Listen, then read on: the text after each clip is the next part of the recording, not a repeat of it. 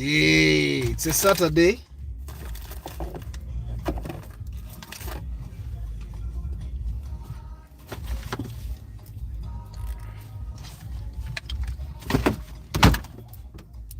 Hey, Muwanga Badru.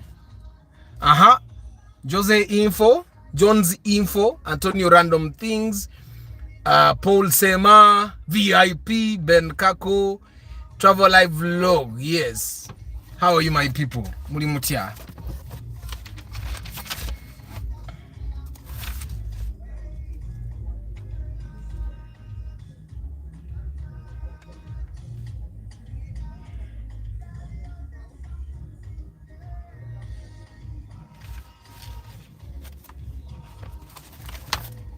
Joseph, what's up? Nendo wanowendi bugu mugali yitirivu. Which minding in that end. I'm parking, but it seems I have to let the car like run so that we first get the cold, really cool temperature that we. So I brought the urbans out today, you know, and I had to bring them out, but they didn't do them, and that it's where I am stuck.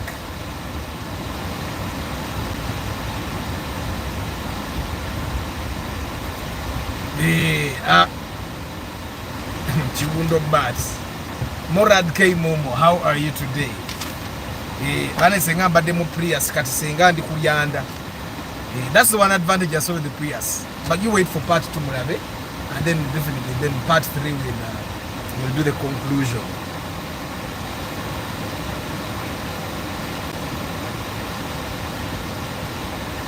I've seen something with SUVs. SUVs for tight SUV but can never eat out. JK of course, Chechiriwo, Wabuyi Nelson, Francis NBA. Ndi wano nengera mtabani wanga ali kundogo. JK wangamba abana bawabalafu liromba lese out bali eri bali mukweyagala. Bagenze. Hey, you guys, today I've done what they call, is that what they call bungee jumping? No. Zip lining. I've done a zip line today, and it's not really as exciting as one might want to think. So I've done a zip line, and before I let go and decided to go, it was really scary. But then the moment I let go, it became boring. You get it? So like, okay, why did I pay for this thing? You get it?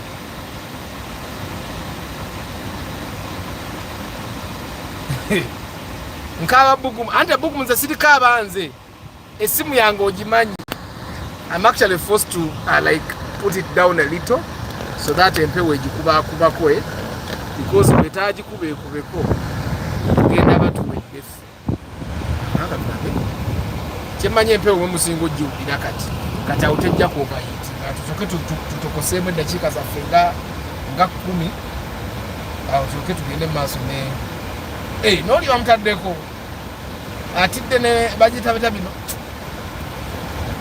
atidde trampoline naye atudde ku mbalasi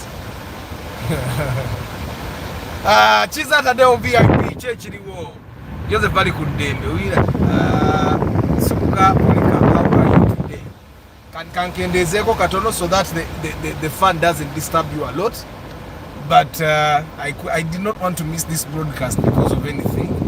Nenga wendi I'm not moving. I'm stuck in a certain place. Generally, sebatabani bange bali kubulamu. I also did zip lining, and then it was exciting as I was going up, and then it stopped being exciting the moment the rope started moving. Yeah, how many guys have done the zip lining? Abajita bungee jumping, I think. You know the thing where you go on a rope and it takes you really like that. Yeah, have you done it before? The reason why I did it is because I've not really been in a situation where I climb up willingly and I'm really up. I think it's like that's like 30 feet up above. Yeah, I think it's like 30. No, 50. That's like 60 feet up in the air. That's where you come from up and then you go all the way down. And I've never really gone up there willingly without a safety net. And here now the safety net was the water, and that's the reason why I went there. When I was still young, I used to go to Transitanga Circus, movie ticket, those things. And today I saw it. I could not go up there because there is no safety net. You see, like if that thing like broke, you'd straight up hit the ground. And you know they normally break when they are really fast and you're really up there in the air. So that one I could not do. That zip lining thing I did because there is water down there. And even if I'm to drown, I don't drown immediately. At least I have a fighting chance. Naye wali. Joshua Mugalasi Mixed Farm. Chechiri on Sereko Starch. Good evening. Bungee jumping is different. Like this thing, like you sit on the rope takes you. That thing. What's bungee jumping? I don't know what that is. But whatever that is, I did something that I've had a fear for. And I think what that thing taught me today is that normally we are scared of beginning. The moment you start, everything is very easy. Jay Sekaja, what's up? The moment you start, everything starts being ordinary. Like, I think it's the experience with cars. Like, before you buy a car, it's really nice, everything is new. And then you buy a car, and then there's nothing. You get it? So when I was doing that, like the rope bagusiwa, I think they have tied you bagusiwa on Muchiwato, and then what's that? And then you go all the way down. Yeah, what's that called? Ah, yes, I knew. The bungee jumping is where you go and like knock the water and the car. I could never do that. I don't think. Yeah, zip lining I can do. I think I can't do bungee jumping. You see the force with which you go down to the water. What if the rope breaks? You get it? Hey. Yeah, Jay Sekaja, now I've understood. It's where you go and touch the water. That thing I cannot do. What if I take risks, but also my risk taking has a boundary. Like now, I take a risk like that. What if the rope breaks? Here with zip lining, I went because the water is regulated. Like if I go and it breaks, I will fall in the water, and then someone will come and save me because I can't swim. My son has even promised to teach me how to swim. Let me see.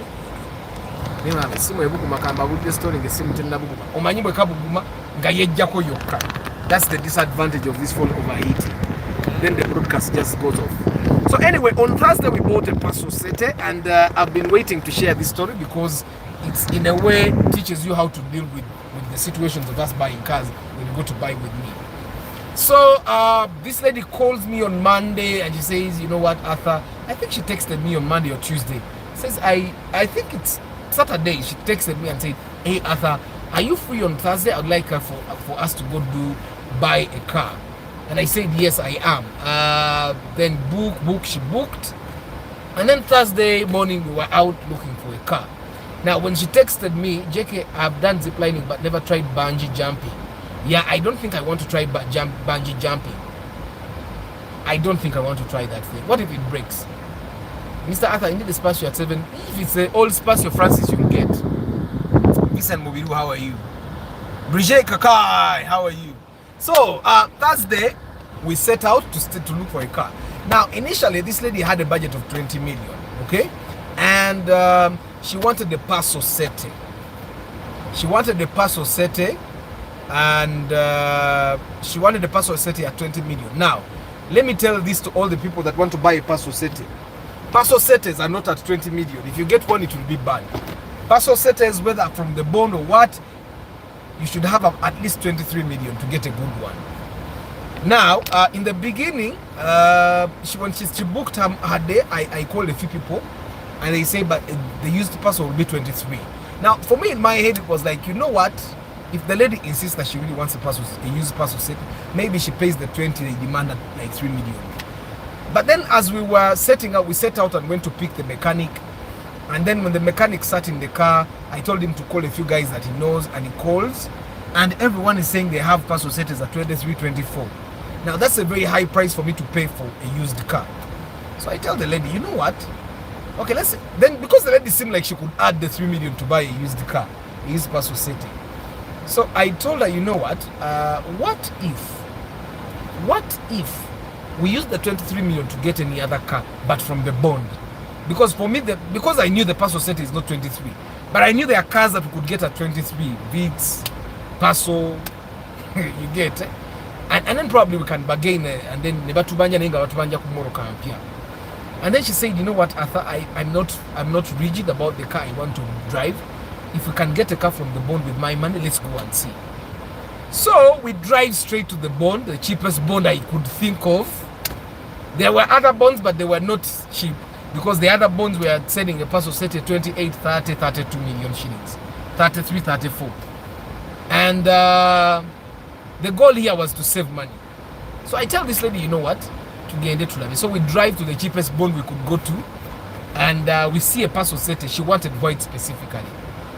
In Nakawa, where I know is a hub of affordable bond cars, there were only 2 white Passo Settes.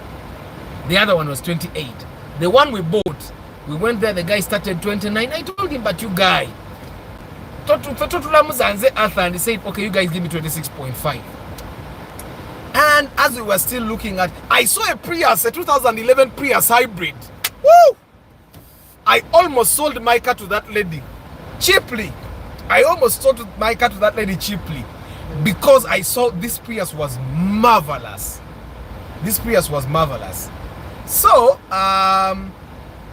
so what happens is that now I have someone that is calling me that I really need to call back. So I'm going to, guys, allow me to do a short broadcast today, so that I deal with that business. It's also very important. It was supposed to end today, it didn't end today, so it has to end tomorrow. So I have to coordinate it. Yeah. So I'm going to read all your comments, guys. So I saw a Prius hybrid there. You can so today Passo Sette. So as I'm looking at the Prius hybrid, the lady is thinking about it. Should I buy a Passo Sette at 26.5? Should we go buy a used one? And then I told her we could also look at the Vitz. We looked at Vitz. The Vitz, I think the guy was saying the 1000cc. The guy was saying 24, then 25. Yeah. So we looked at Vitz. Then we looked at Raum new model. And then the lady settled for the Passo Sette because it was exactly what she wanted. White Passo Sette sport rims. I think it's 2009. And so what happened is that the lady calls a friend, and the friend was they spoke a language that I don't think the lady thought we understood, but my wife is from that side. So I know a bit of the language. So they speak, and after she comes from the phone call, she says, Arthur, one over to say that my friend has told me the Passo Settes are actually 24. And I tell her, you know what, no problem, let's go. If they're 24, so we go and we drive to another bond. I'm not going to be mentioning bond names, but so we drive and go to that other bond where the Passo Settes apparently were 24. And then when we reach the place, we park, get out of the car. We think we're going with the lady to see the cars. She calls again. So I think the friend tells her, you know what, actually, before we get to the place, the lady listens to a voice note in the language I don't think she thought we understood, but I understand the language. My mechanic understands the language. So in that language, the friend was telling her,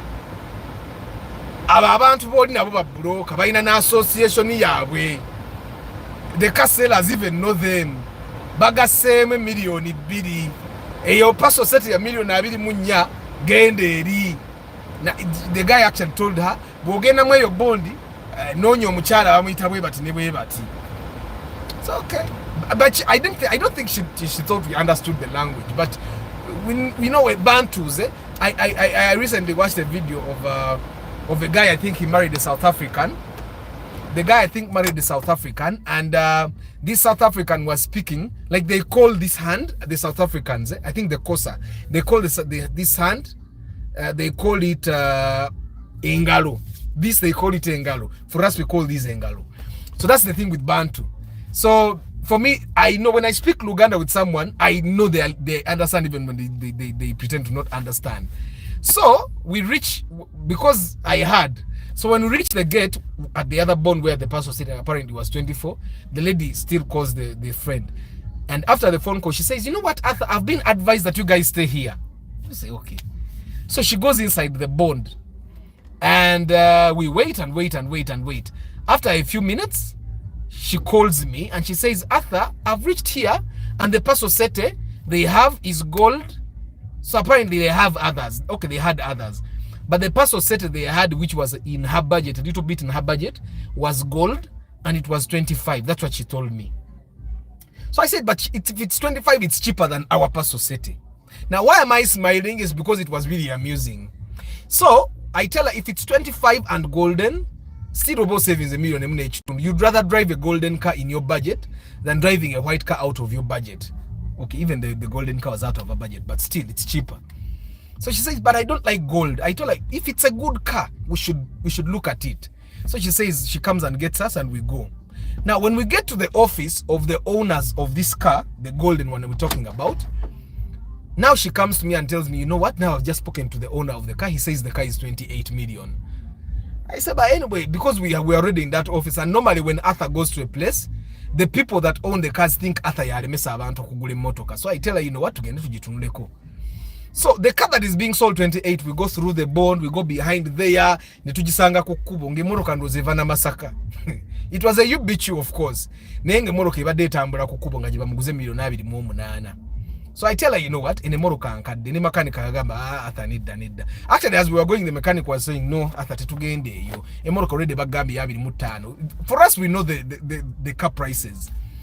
So we look at it, and then I ask the lady that was given to show us the car, do you have some others that are in the bond?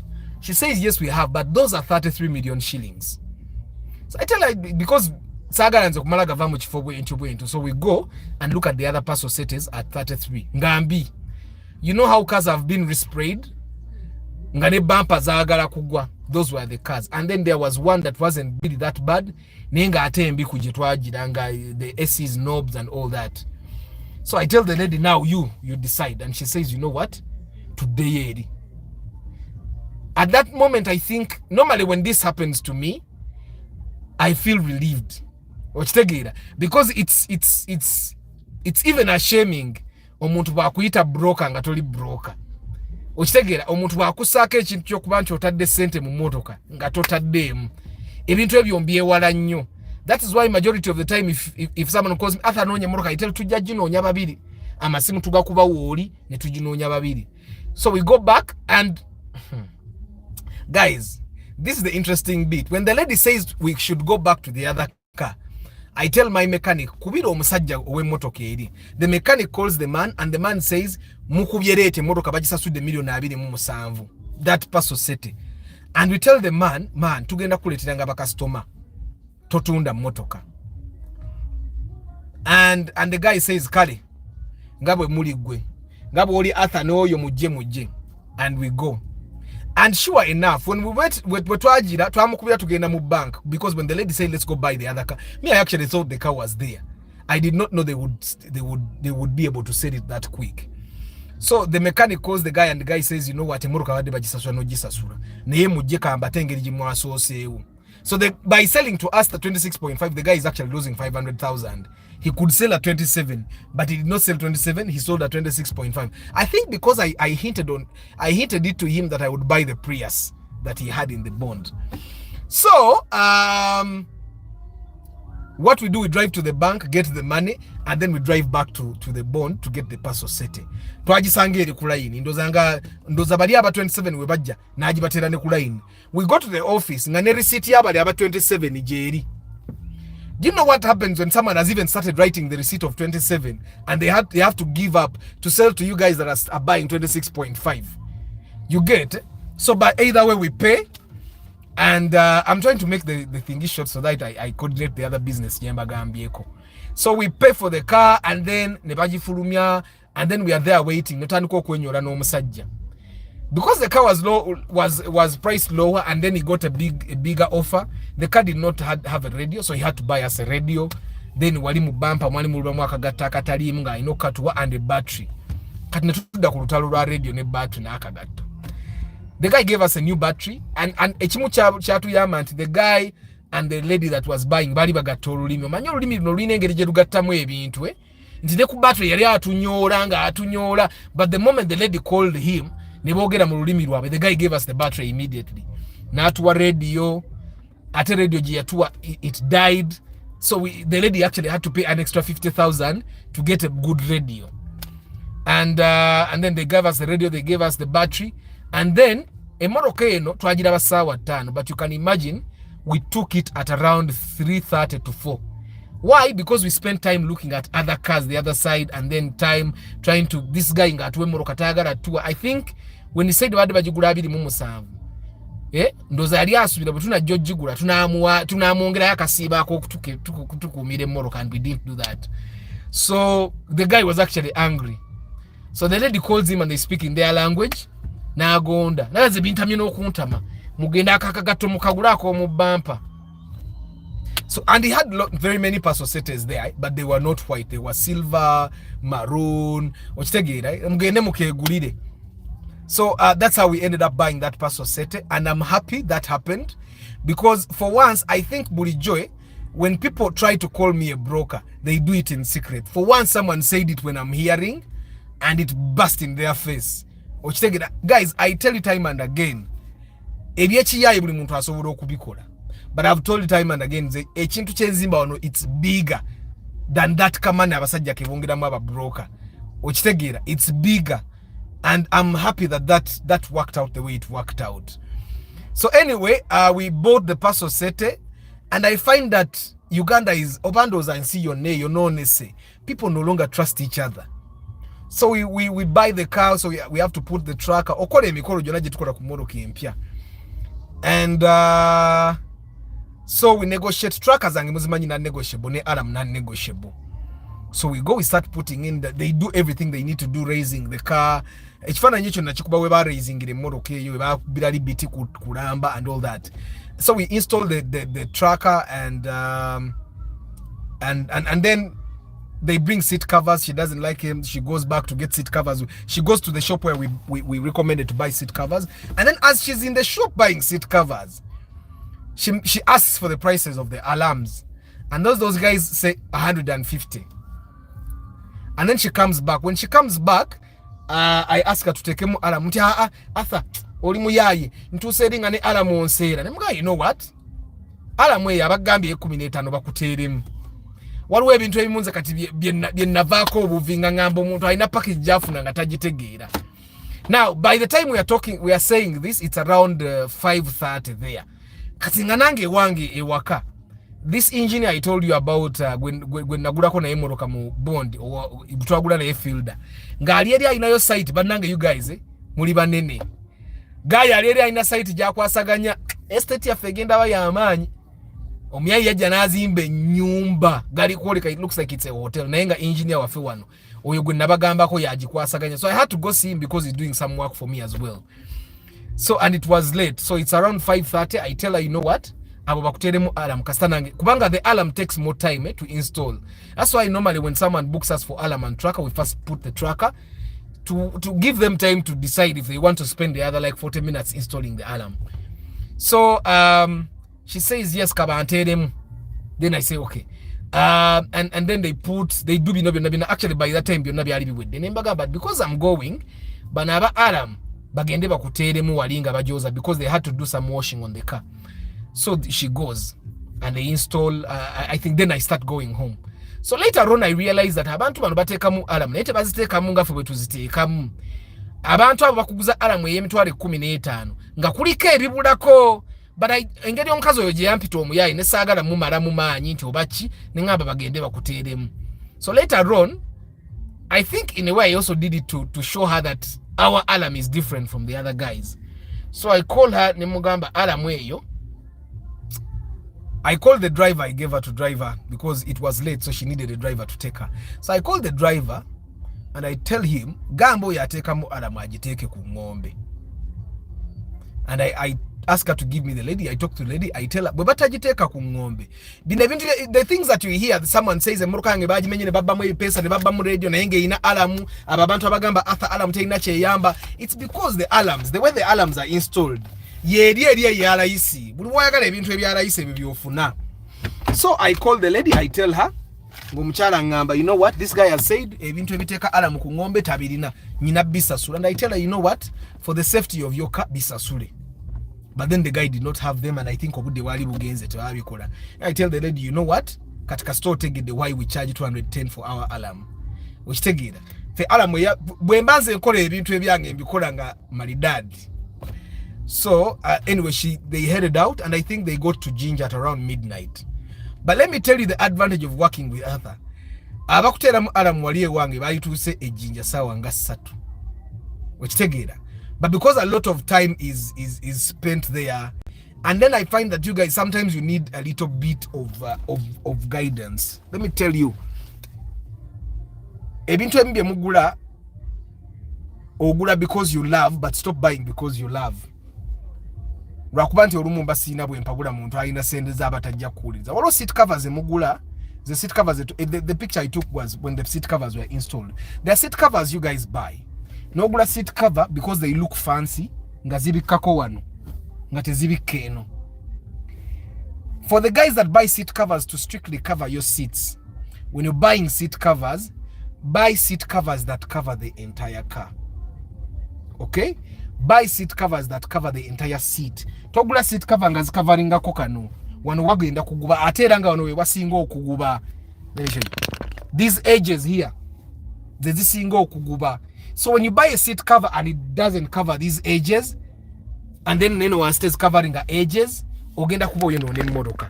Ochitegera. But at that time I don't think I could advise the lady. I think nange a little bit I got a little bit emotional. Omuntu okumpita omuyaye ngatambuza lwaki alamu yange ya bei kuyabalala. So I think I just let it go. Nature seat cover nenchireka. But I find that ebintu ebimba na guys boba tonesiga bambi to don't hire me. Don't atecho mbadde nzijanga nchibagamba. Don't hire me. Sometimes obutanesiga bumala obudde tumala obudde. I told you this. I think it's the same thing that happened with the guy of the Mark II Grand. I think at a certain point it happened with a certain guy. Yamana agula Mark II Grand je namugamba agule. Then walugayo omula I didn't even take pictures. Then there is one of the guys in Ensonga lwaki na limiting up pre-purchase inspection. There is a guy, one of the first 4 people we inspected for. He spent a lot of my time. And then eventually later on he revealed to me nti yali ayagala sente zizonnanga bwazimpadde zigwire mu mafuta. Okitegeera. But then eventually yaddayo n'agula emmotoka gye nasooka okumulaga nti eyo gy'oba ogula. Okitegeera. So but guys, ensi yayononeka. Like the world is bad right now. Buli muntu ayagala kubba mulala, but we need to trust someone. You see, mulabanga abasajja otugamba abakazi bayaye, but you need to get a woman. You need to trust one of the women. Obeere naye. At least that one has your a little bit of your interests at heart. So you need to trust someone, and you don't have trust people, because sometimes when you have trust people, they will give up on you when they realize you have trusting them. At a certain point, I told the lady, na ye, okusinzira ku kyetubaddemu mu mmotoka, wali badde buli kyenkula muliro nyongeramu ebiri, because we have already done a saving. I think aweyangambira nti athonkuba nsanze ne alamu ya 15. But I think later on she realized that the pricing ebake ensonga. Katenze nasoma marketing, I try to price according to the value of the service you're getting. Then I find that what we've been doing episode mbe twirabira. What we've been doing episode mbe twirabira. Into the quality of work that someone does because they have a reputation to protect, and the quality of work someone does because tafayo atogenda mujja wencha. Okitegeera. So you don't want to risk some things. Nze ensonga lwaki nabagamba siddamu kuzimba nyumba nga tekuli engineer ina degree. Actually njagalanga he's registered with the engineers board. Aina kuba part of the engineers body, the umbrella body twalaba engineer mu ggwanga. Kati this engineer gwe nabagamba ono gwe najja wano gutwagula na fielder. He's registered with the atenga muvubuka alinga ffe. Nyizo bimusinga n'obukulu. Anza no ba Gen Z. Okitegeera, but he's a professional. Okitegeera kati nza abo benja gara sikyagala yakudiringa n'abantu. Nga bwe bijiragira atandika okuwoza njagala omuntu nga bwabala math precisely 1 + 1 bwebeera 2 ebeera 2. Okitegeera sinasoma ku comment zammwe. Africa Carota, good evening. Safety harness belt, the one you wear both while bungee jumping or zip lining. Anti echa bungee jumping kiyinza okutukano and you dive nga tukyetaaga omanye ugamu. There are things don't do.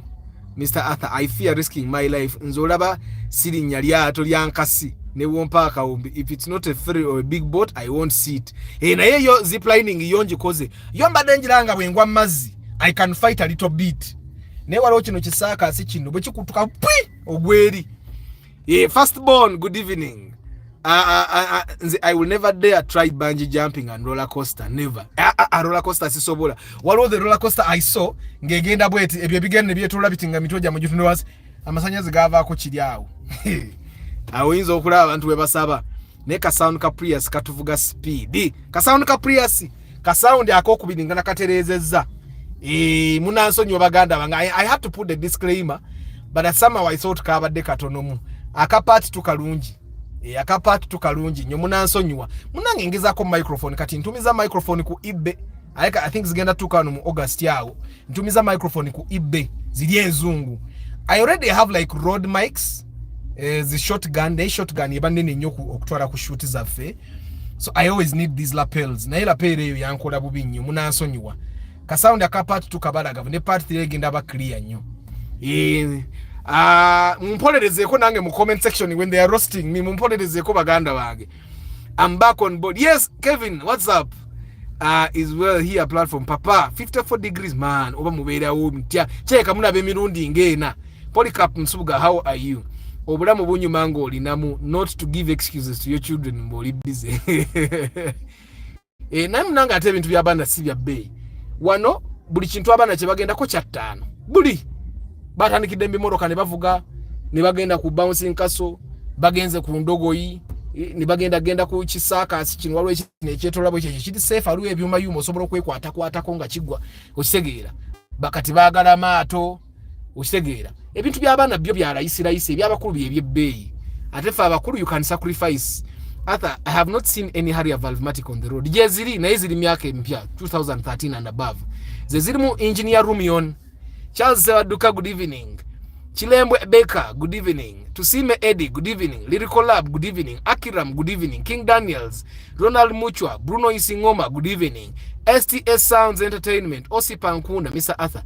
You're even lucky that you have a muscular body. When you look at me, I look 20, yet I'm in my late 20s. People judge by looks, and of course, Bambi abantu baba bienyo. That's why they call us brokers, not in events.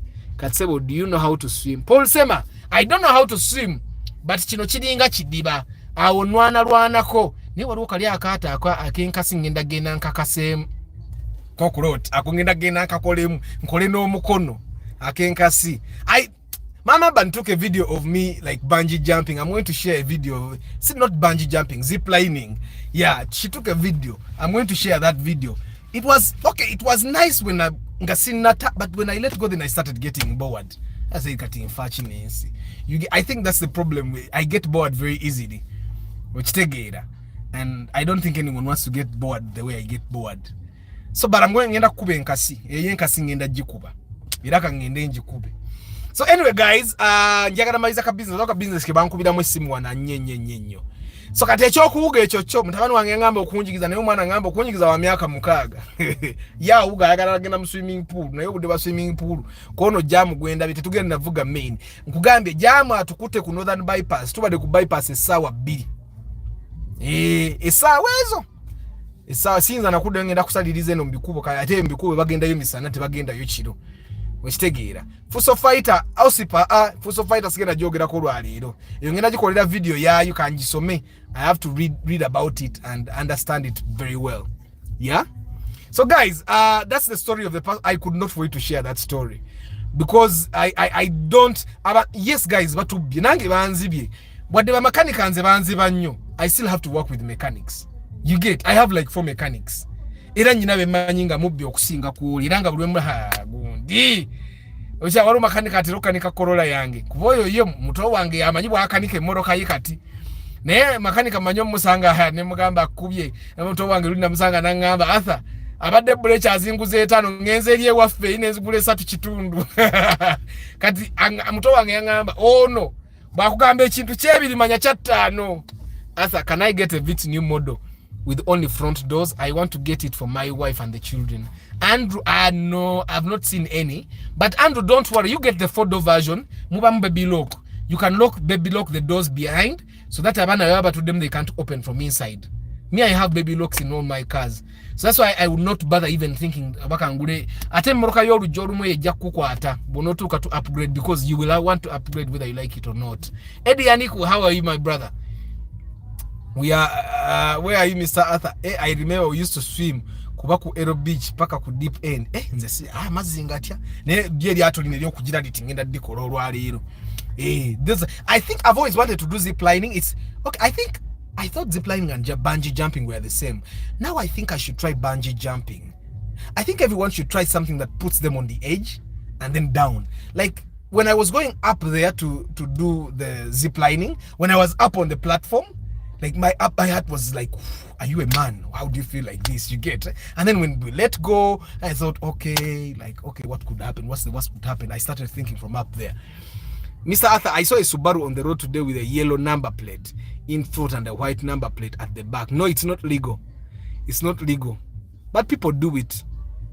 People do it, but it's not legal at all. But Vitz is already small. You also get it in 2 doors. Yeah, I've not seen that Vitz new model with 1 door, but I know they exist. But I don't advise anyone to buy only a 2-door car. Why? When it comes to time for you to upgrade, no one will want to buy that car from you, and you don't want that to happen to you. Bana kankumem esimu ebugumye nesenge enetu zikirako banayi bagayi mu manyemba sivudde. Yeah, Fuso Fighter Osipankunda, not to say, but I'll definitely talk about it. So that's the story of the Passo Sette. Mulete minimja paper sales inspection. Mujirete ataka tunayongera confidence nti I always get the best deals for you guys. I was waiting to see a Passo Sette at 24. I was really waiting to see a Passo Sette at 24. Narikiriza nti wali abantu abamanye ife bya raisi. Nebo twagenda ku Passo Sette omyayi jatugambi ya 24. Atenga ya 28 ningamba kakati awo ebya raisi nze mbimanyi webidi nadala mu morokeze empya ukitegeera. Arthur, can you please talk about Alphard? I will talk Alphard. I did a review on the Alphard. Wait for the video. It's going to come live probably Tuesday. Yeah, eriku timeline kati baje editinga. It will probably come after the previous second video or a little before. I have missed the live. I hope there is going to be a recording after. Yeah, this live goes live after, it uploads afterwards.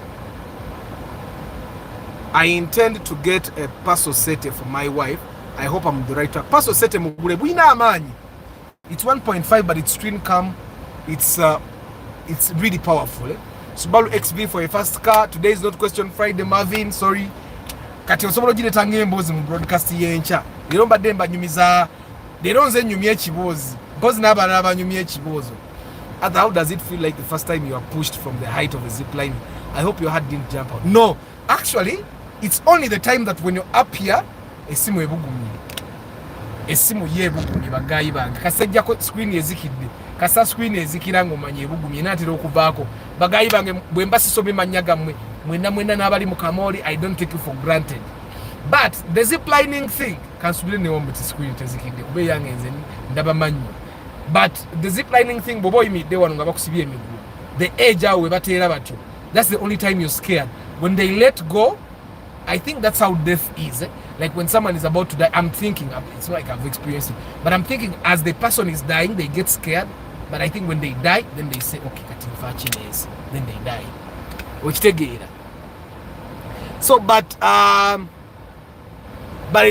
the rest of the ways, you just can't wait to just get off the thing, because for me it started boring and I just could not wait to get to the other side.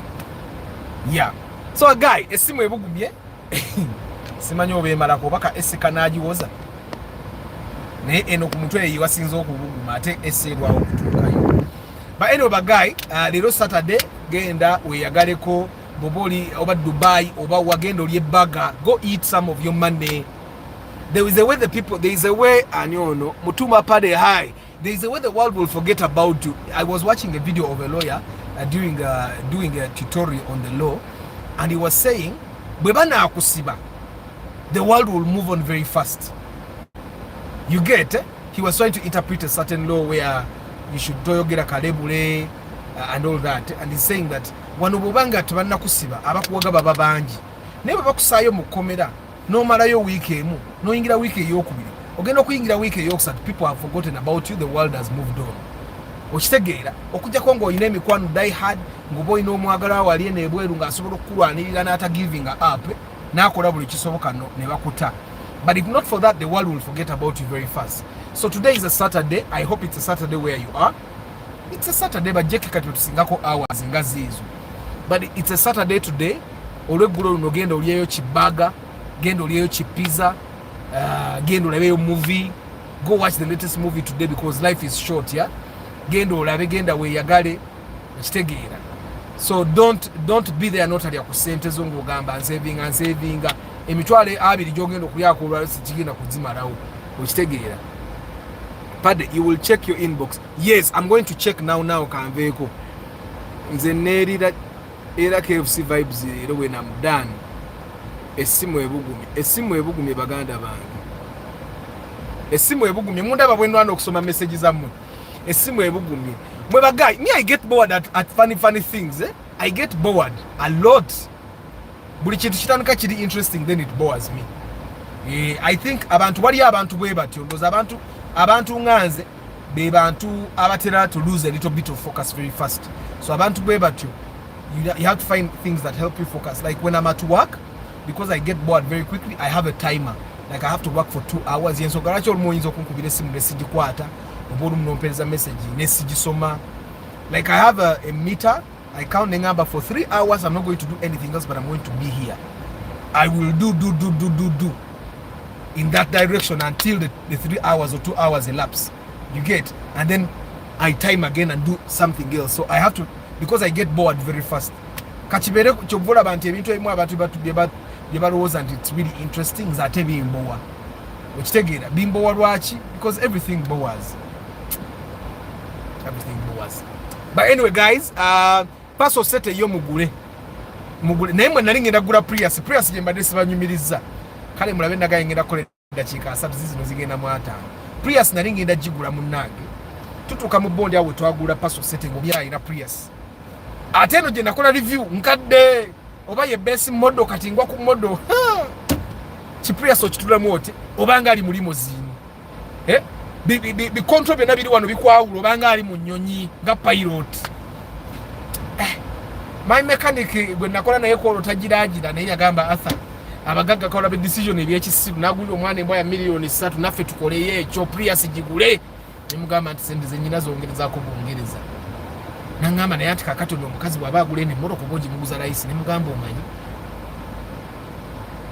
atuwe sente ngatteko nfune Prius omanyi nze saagala kugula mabanja sikyagala kugula mabanja olwedde nyina amabanja agammala kati nemmotoko ogule ya bbanja nangamba Arthur tujigule beera sacrificial lamb tukole research nemugamba naye eno bweneefa amanda ononjazika emmotoka nangamba Arthur sinza bula mmotoka gyenkuwa ekimotoka kigulire nakitulamu ati netukoleeza nga tekitokota nga bwe nabagamba nga tuli kulyanda naga nali simulabangako nga emmotoka emukuba bwete alinganze emmotoka azibaddemu nnyo ekimotoka bannange okitegeera ng'ekimotoka naye kimukubye.